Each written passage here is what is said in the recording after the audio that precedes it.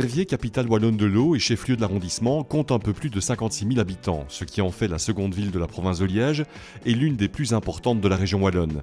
Verviers se situe à une trentaine de kilomètres à peine des frontières allemandes et hollandaises. Nous avons d'abord 3 zonings, quand même important, 3 000 emplois, bon c'est pas rien. Nous avons effectivement un centre commercial, centre-ville commercial, qui a fort bien vécu, même s'il a quelques difficultés maintenant, il reste prometteur. Et puis nous avons un certain nombre d'indices de développement socio-économique, projet de centre commercial, City Mall, on en a beaucoup parlé, mais aussi site Crescendo à l'ouest de la ville, et puis un projet comme le projet T-Palm à la porte de Uzy.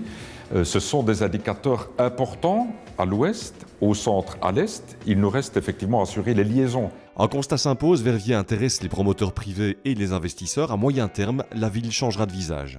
Nous avons, il n'y a pas très longtemps, été au MIPIM à Cannes. C'est le message qui nous est renvoyé par de grosses sociétés belges.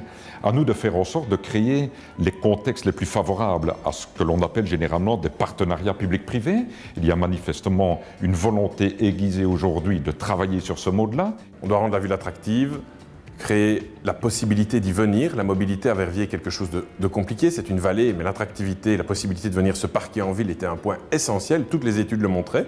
Ça passe par des décisions douloureuses, mais on les prend. Aménager la ville, ça c'est le pouvoir public qui doivent le faire, mais après, investir, gagner sa vie et venir développer des commerces, ça c'est au privé de jouer son rôle. Donc on a vraiment, nous, la politique de créer le cadre. Et créer le cadre, c'est possibilité d'augmenter l'offre, possibilité de trouver des surfaces commerciales plus grandes, capacité pour les gens de venir en ville dans un cadre agréable. Au privé, après, de venir, de s'investir et, on l'espère, et c'est ce qu'on souhaite à tout le monde, pouvoir venir gagner de l'argent à Verviers. La majorité travaille au repositionnement de Verviers. Très clairement, la volonté est de réaffirmer la place de la ville en tant que chef-lieu de l'arrondissement. Nous avons un certain nombre de structures importantes. Premier employeur, CHPLT, c'est un outil effectivement important de soins, public de soins, pour l'ensemble de l'arrondissement.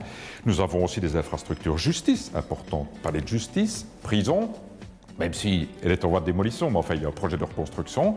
Il y a toutes les institutions liées au statut de capitale de l'eau de Verviers comme chef-lieu d'arrondissement.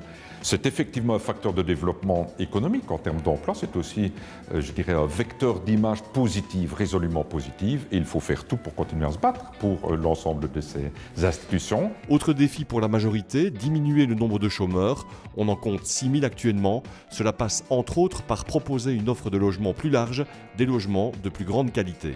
Et ça, c'est important, évidemment, de générer plus de logements, de meilleurs logements, d'aller plus vers du logement acquisitif qui permet aux gens de se fixer et qui fait qu'effectivement, ils ont une plus grande motivation à travailler.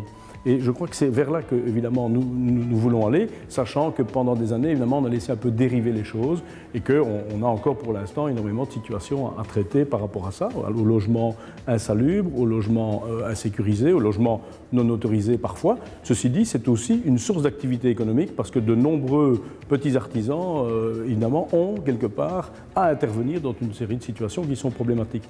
Verviers bouge, plusieurs grands projets en témoignent, comme la restauration de la place de l'Hôtel de Ville, un symbole, le projet T-Palm en entrée de ville ou encore la construction de 2 des plus grandes maisons de repos publiques en Wallonie.